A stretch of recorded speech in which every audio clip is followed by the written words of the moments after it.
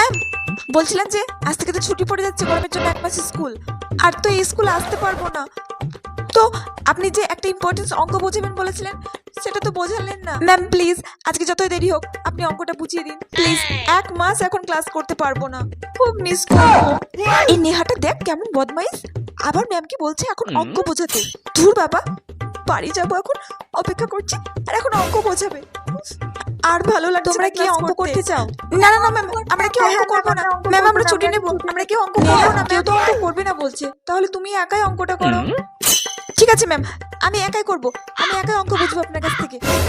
এই রিয়া, এই রিয়া, এই সেকশনকে তো ছেড়ে দিয়েছে, প্লিজ ম্যামকে বল না আমাদেরকে তাড়াতাড়ি ছাড়তে। বল না, আর কতক্ষণ ক্লাস করব? বল না, তুই তো ফার্স্ট গার্ল, তোর কথা তো ম্যাম শোনে। বল না প্লিজ, বল। সবাইকে ছেড়ে দিচ্ছে, আমাদেরকে কেন এখন ছাড়ছে না? ভালো লাগে না, কখন যে ক্লাস থেকে বের হবো। 1 মাস তো গরমের জন্য স্কুল ছুটি হয়ে যাচ্ছে। আজকে যাবার সময় ভাবলাম